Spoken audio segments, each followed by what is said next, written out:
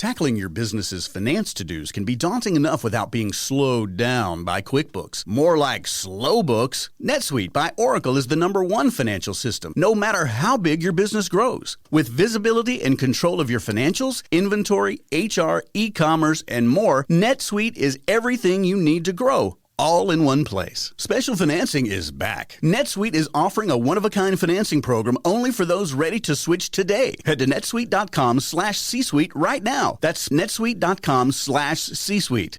In this episode, Tom and Jonathan talk about Jonathan's current favorite GDPR enforcement action involving food service delivery companies in Italy. In this episode, Jonathan Armstrong and myself take a look at some recent developments in whistleblowing in the EU and in the United Kingdom. I think everyone is aware of the EU Whistleblower Directive, which will come into force on December 17, 2021. And we take a deep dive into some of the issues that this new directive has raised and what it will mean for the member countries as well as for the compliance professional. I know you'll enjoy this episode. Well, I've been looking at some developments in whistleblowing. I think whistleblowing is one of the most, dealing with whistleblowers is one of the most challenging bits of the job for compliance officers. And if it's any comfort, it's also a real challenge for external counsel too. Whenever we get involved in looking at whistleblower issues, it's always quite complex. You've obviously got to take the whistleblower's complaints seriously, and you've got to try and look at them dispassionately. That whistleblower, of course, may be identified or may be anonymous or pseudonymous, and it's often a difficult balance, really, between what weight do you give to the whistleblower's complaints. And this is something that the European Court of Human Rights has been looking at recently with a case from Luxembourg. And the case concerns the Lux leaks. For those of you who don't remember them, they were a set of leaks in 2014, which were about the, let's just say, alleged practices of a Big Four accounting firm. And there were a number of whistleblowers who were employees of that accounting firm, and they said that the accounting firm had been involved in various practices which didn't stand up to scrutiny. Now, Hallett was the second whistleblower, and I think that's quite important, to come out of this accounting firm. And he took some internal documents from the firm and he gave them to a journalist. As a result of doing that, the accounting firm sacked him. But more than that, he was prosecuted by the Luxembourg authorities in 2016 for a breach of professional secrecy obligations that apply in Luxembourg. The Luxembourg court said that the seriousness of the offence he had committed was greater than the public interest in protecting whistleblowers. He was sentenced to 9 months in jail. That was a suspended sentence. He was fined €1,000, and he had to pay damages to his employer, the accounting firm, although those damages were set only at €1. He appealed to the ECHR, and his appeal has just failed. The court decided that it was a good faith report, but that there was harm to the accounting firm involved. And the ECHR looked at the increasing turnover and increase in headcount of the accounting firm, but they basically said that they weren't going to interfere with the Luxembourg court's findings.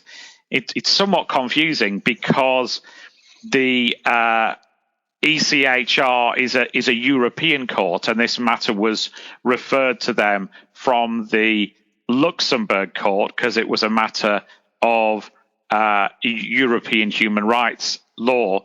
The Luxembourg court effectively said that there was no, the ECHR said that there was effectively no new information on which they could interfere. We'll be right back with more from Jonathan Armstrong after a message from our sponsor.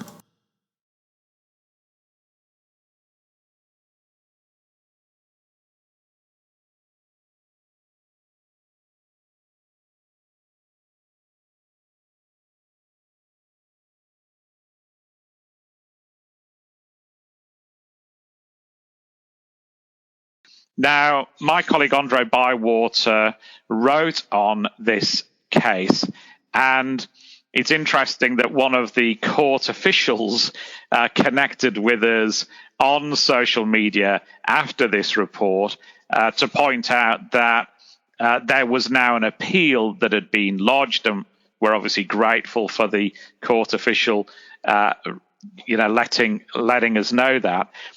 And the case will now go to the Grand Chamber of the ECHR, who might reach a different decision. But I think it's a somewhat troubling case for whistleblowers.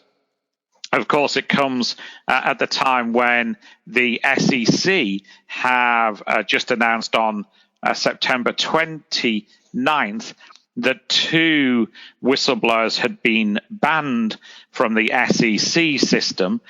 These are individuals who seem to have made gratuitous nuisance-related referrals to the SEC. They'd been told to stop, but hadn't. But it seems to me that it just increases some of the complexities around whistleblowing, and it's hard not to have sympathy with the whistleblower in this case, who I think seems to have perhaps genuinely thought that he was exposing wrongdoing at a large accounting firm. So, Jonathan, this whole discussion brings up several points that I wanted to raise with you. The first one is on the basic Luxembourg decision, is a cost-benefit analysis appropriate when you have a good faith whistleblower complaint, i.e. more harm to the company who have been whistleblowed upon than the potential good? Well, it seems somewhat strange, doesn't it, to look at whistleblowing in those terms. I think that it was a major factor in the court's reasoning that he was the second whistleblower. These concerns were already in the public domain. If he was the first whistleblower, maybe that equation would look different.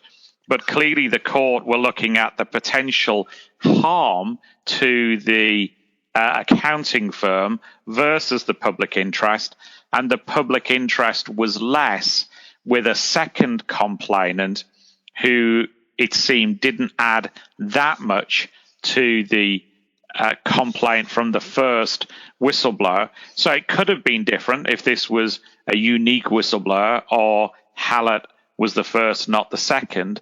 But it does seem as if there is this balancing act. Now, of course, that's a really difficult balancing act for a corporation to imply internally. And my worry would be that some within corporations, if this case got more publicity, would think, we can dismiss a whistleblower's allegations because it might do us harm, and there's not a lot of public interest in what we're doing behind closed doors. I think it would be unfortunate if the court's ruling buried legitimate complaints because a corporation somehow thought there was some internal test it could do to look at harm to itself. Not to sound completely facetious, but every whistleblower potentially brings harm to a corporation. If I could speak a little bit about one of the most recent FCPA enforcement actions involving WPP, there were 7 whistleblower complaints around their India operation, and Why didn't WPP just employ this cost-benefit analysis? It's like, well, if we take this seriously, we might have to pay a fine. So our cost is higher than the public benefit. I mean, that's about, I have to say, the most inane analysis for a whistleblower complaint that you could ever come up with. And to have a judicial stamp of approval on this seems to me to be going down a very difficult path for all of us. I think that's right, and I think these are cases that the appeal, these are considerations that the appeal court will certainly look at. I think it's important to say that Europe is not anti-whistleblower in any way. We don't pay bounties as much as you do in the US to whistleblowers. There is a limited bounty program in the UK, but that's by no means widespread across Europe. And it's important to remember that there are new EU whistleblowing rules that are going through the member states at the moment. The deadline is 17th December for EU member states to implement new whistleblowing laws. Some of them already have draft laws on the table which offer more protection to whistleblowers. The UK has always been different from the rest of Europe with laws to protect whistleblowers. The protections that the EU directive introduces are already largely part of UK law and the specific code as well. And as I say, in some cases, relatively small bounties up to 100,000 sterling can be paid in the UK. So I don't think it's open season on whistleblowers. And I think in some respects, this case has been unhelpful, but in some respects, it's against the tide that is supporting whistleblowers in making legitimate concerns public. And it also brings up another area I wanted to explore with you a little bit, which is the broader question of European Court of Justice vis-a-vis justice as perceived by the member states. And I understand that was one of the reasons that led to your departure from the EU. But if the European Court of Justice says that Luxembourg's, if not preference for money laundering, their preference for abject privacy is not a value that we as the European Court of Justice hold, isn't that really directly antithetical to a core value of its member state, Luxembourg? Yeah, this is where the European judicial system gets hideously complicated. But there's a difference between the European Court of Human Rights, the ECHR, and the ECJ, the European Court of Justice, aka CJEU. They're two separate courts, if you like. One's looking at the Human Rights Convention, and one's looking at the EU makeup. I'm sort of oversimplifying. Because it's hideously complicated, and I don't know the full the full weeds of it. So it's two separate systems. The ECHR is looking at human rights, and we've had some very interesting human rights decisions from that court over the years, including cases that have supported whistleblowing. There's a case involving the UK police, for example, and a senior police officer who had concerns about the way in which her police service was run. So I don't think we could necessarily say that either the ECJ or the ECHR were anti-whistleblower, and I don't think we could necessarily say that either of those courts were pro-Luxembourg, the caveat being, of course, that the judges are based in Luxembourg. But I think it is difficult to fit this judgment from the ECHR alongside other judgments that have looked at human rights particularly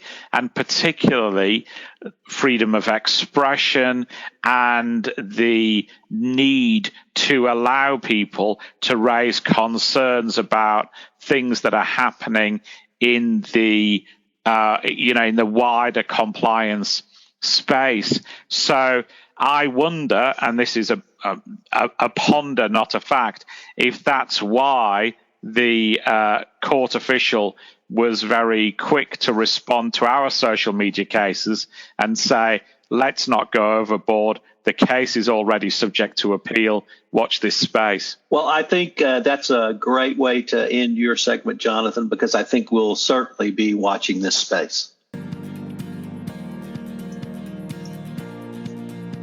This is Tom Fox again. Thank you for listening to this episode of Life with GDPR. If you'd like more information on Jonathan Armstrong or quarterly compliance, you can check out the links in the show notes. Also, I hope you will check out the latest addition to the Compliance Podcast Network, Design Thinking in Compliance, where with my co-host Karsten Tams, we take a look at this incredibly useful and valuable social engineering tool to make your compliance program more efficient and also more effective. Design Thinking on Compliance. It appears each Wednesday at 8 a.m. on the Compliance Podcast Network. Hope you will join Jonathan and I again next time for another look at compliance, GDPR, data privacy, and data protection on Life with GDPR.